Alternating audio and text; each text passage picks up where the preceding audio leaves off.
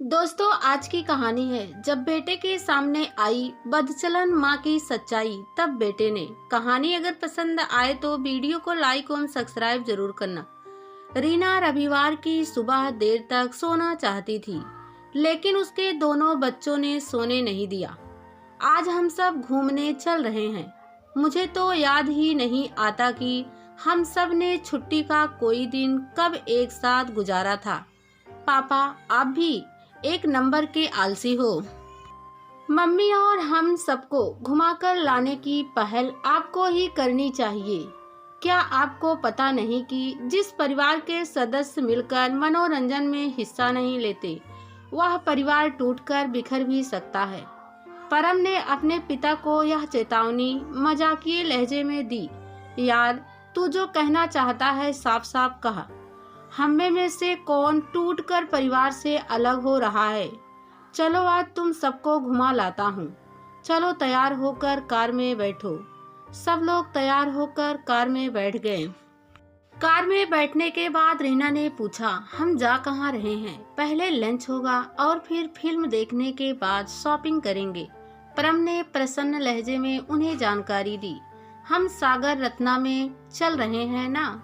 दक्षिण भारतीय खाने के शौकीन राकेश जी ने आंखों में चमक लाकर पूछा। नो पापा, आज हम मम्मी का पसंद का चाइनीज खाने जा रहे हैं। परम ने अपनी माँ की तरफ मुस्कुराते हुए देखा। बहुत अच्छा, किस रेस्टोरेंट में चल रहे हो? रीना एकदम से प्रसन्न हो गई। नए रेस्टोरेंट ईस्टर्न डिलाइट में। वह तो बहुत दूर है। रीना झटके में उन्हें यह जानकारी दे तो गई, पर फौरन ही उसे यूं मुंह खोलने का अफसोस भी हुआ। तो क्या हुआ मम्मी, आपको खुश रखने के लिए हम कितनी भी दूर चल सकते हैं। तुम कब हो आई इस रेस्टोरेंट में? राकेश जी ने उससे पूछा। मेरे ऑफिस में कोई बता रहा था कि रेस्टोरेंट अच्छा तो है, पर बहुत दूर भी है। यह झूठ बोलते हुए रीना के दिल की धड़कनें बढ़ गई थी। वहाँ खाना ज्यादा महंगा तो नहीं होगा? राकेश जी का स्वर चिंता से भर उठा था। पापा, हमारी खुशियों और मनोरंजन की खातिर आप खर्च करने से हमेशा बचते हैं, लेकिन अब यह नहीं चलेगा। परम ने अपने दिल की बात साफ साफ कह दी। भैया ठीक कह रहे हैं, हम लोग साथ साथ कहीं घूमने जाते ही कहाँ है।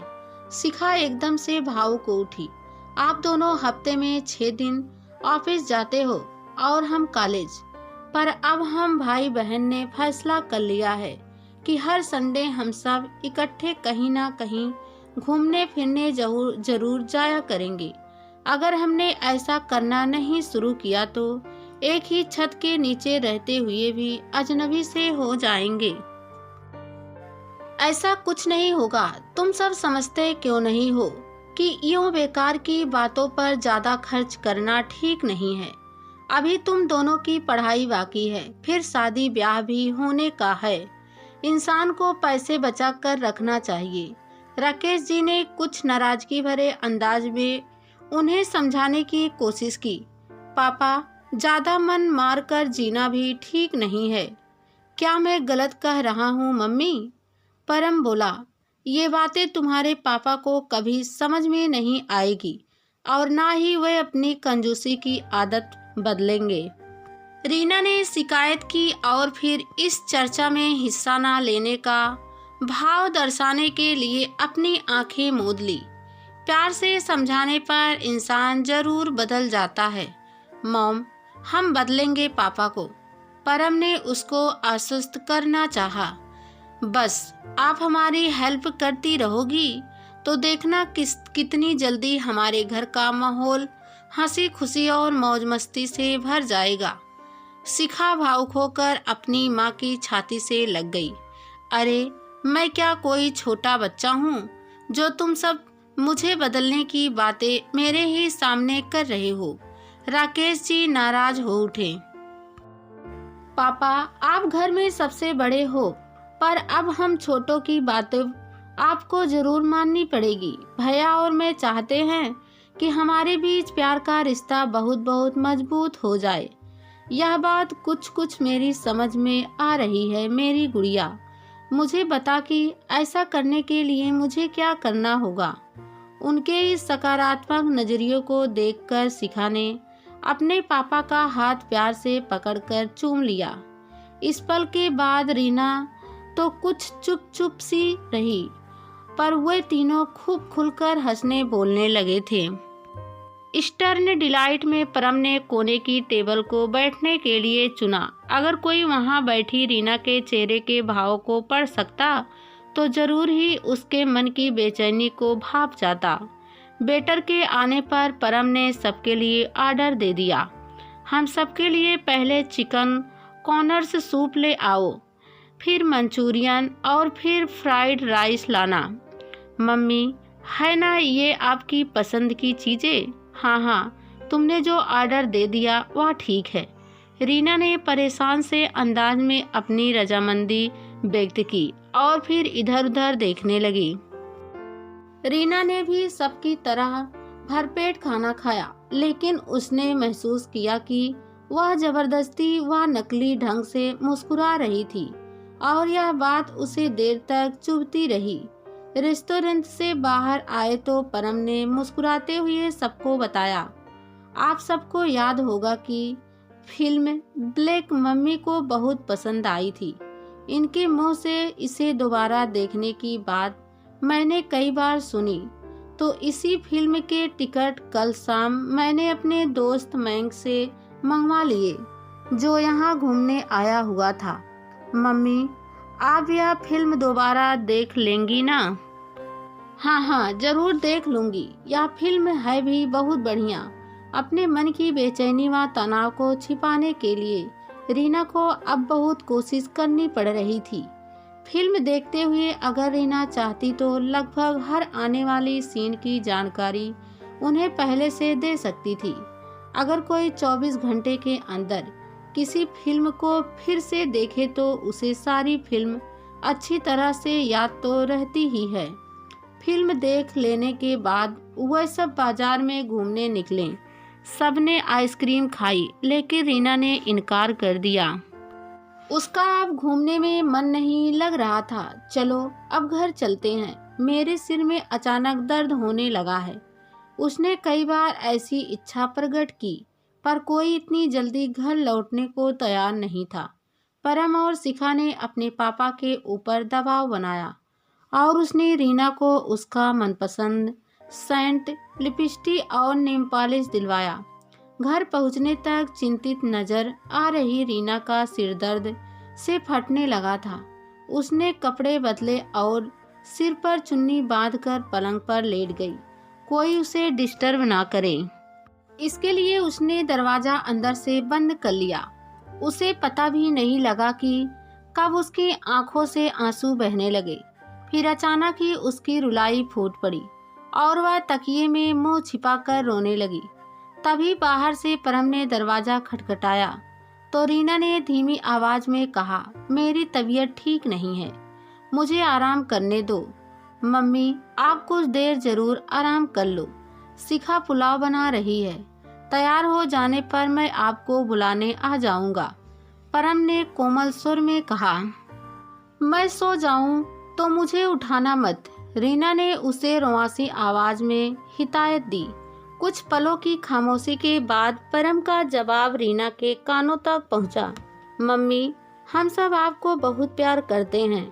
पापा में लाख कमियां होगी, पर यह भी सच है कि उन्हें आपके सुख दुख की पूरी फिक्र रहती है। मैं आपको यह विश्वास भी दिलाता हूँ कि हम कभी कोई ऐसा काम नहीं करेंगे जिसके कारण आपका मन दुखे या कभी आपको शर्म से आंखें झुकाकर समाज में जीना पड़े। अब आप कुछ देर आराम कर लो, पर भूखे पेट सोना ठीक नहीं। मैं कुछ देर बाद आपको जगाने जरूर आऊंगा। तूने मुझे जगा तो दिया है मेरे लाल। उसके दूर जा रहे कदमों की आवाज सुनते हुए रीना होठों ही होठों में बुदबुदाई और फिर उसने झटके से उठकर उसी वक्त मोबाइल फोन निकालकर अपने सहयोगी राजू का नंबर मिलाया। स्वीट हार्ट, इस वक्त मुझे कैसे याद किया है? राजू चहकती आवाज में बोला, तुमसे इसी समय एक जरूरी बात कहनी है। रीना ने संजीदा लहजे में कहा, कहो। परम को उसके दोस्त मयंक से पता लग गया है कि कल दिन में मैं तुम्हारे साथ घूमने गई थी। ओह, आज वह हमें उसी रेस्टोरेंट में लेकर गया जहां कल हम गए थे और खाने में वही चीजें मंगवाई जो कल तुमने मंगवाई थी। वही फिल्म दिखाई जो हमने देखी थी और उसी दुकान से वही चीजें खरीदवाई जो कल दिन में तुमने मेरे लिए खरीदवाई थी। क्या उसने तुमसे इस बात को लेकर झगड़ा किया है? नहीं, बल्कि आज तो सबने मुझे खुश रखने की पूरी कोशिश की है। तुम कोई बहाना सोचकर उसके सवालों के जवाब देने की तैयारी कर लो स्वीट हार्ट। हम आगे से कहीं भी साथ साथ घूमने जाने में और ज़्यादा एहतियात बरतेंगे। कुछ पलों की खामोशी के बाद रीना ने गहरी सांस खींची और फिर दृढ़ लहजे में बोली, राजू, मैं अकेले में काफ़ी देर रोने के बाद तुम्हें फ़ोन कर रही हूँ। जिस पल से आज मुझे एहसास हुआ है कि परम को हमारे प्रेम संबंध के बारे में मालूम पड़ गया है, उसी पल से मैं अपने आप को शर्म के मारे जमीन में गड़ता हुआ महसूस कर रही हूँ। मैं अपने बेटे से आंखें नहीं मिला पा रही हूँ। मुझे हंसना, बोलना, खाना पीना कुछ भी अच्छा नहीं लग रहा है। बार बार यह सोचकर मन कांप उठता है कि अगर तुम्हारे साथ मेरे प्रेम संबंध होने की बात मेरी बेटी और पति को भी मालूम पड़ गई तो मुझे जिंदगी भर के लिए सबके सामने शर्मिंदा होकर जीना पड़ेगा। आज एक झटके में ही मुझे यह बात अच्छी तरह से समझ आ गई है कि अपने बड़े होते बच्चों की नज़रों में गिरकर जीने से और दुखद बात मेरे लिए क्या हो सकती है। राजू, मैं कभी नहीं चाहूँगी कि मेरे गलत अनैतिकता व्यवहार के कारण वह समाज में शर्मिंदा होकर जिए। यह सोच सोच कर मेरा दिल खून के आंसू रो रहा है कि जब परम के दोस्त मयंक ने उसे यह बताया होगा कि उसकी माँ किसी गैर मर्द के साथ गुड़छल्ले उड़ाती हुई घूम रही थी तो वह कितना शर्मिंदा हुआ होगा। नहीं, अपने बड़े हो रहे बच्चों के मान सम्मान की खातिर आज से मेरे और तुम्हारे बीच चल रहे अवैध प्रेम संबंधों को मैं हमेशा हमेशा के लिए खत्म कर रही हूँ। मेरी बात तो सुनो। मुझे कुछ नहीं सुनना है क्योंकि मैंने इस मामले में अपना अंतिम फैसला तुम्हें बता दिया है। रीना ने यह फैसला सुनाकर झटके से फोन का स्विच ऑफ कर दिया। रीना का परेशान मन उसे और ज़्यादा रुलाना चाहता था, पर उसने एक गहरी सांस खींची और फ्रेश होने के लिए गुसल खाने में घुस गई। हाथ मुंह धोकर वह परम के कमरे में गई। अपने बेटे के सामने वह मुंह से एक शब्द भी नहीं निकाल पाई, बस अपने समझदार बेटे की छाती से लगकर खूब रोई। इन आंसुओं के साथ रीना के मन का सारा अपराध बोध और दुख दर्द बह गया। जब रोकर मन कुछ हल्का हो गया तो उसने परम का माथा प्यार से चूमा और सहज मुस्कान होठों पर सजाकर बोली, देखूं शिखा रसोई में क्या कर रही है। मैं तेरे पापा के लिए चाय बना देती हूँ। मेरे हाथों की बनी चाय हम दोनों को एक साथ पिए एक जमाना बीत गया है। जो बीत गया सो बीत गया मम्मी।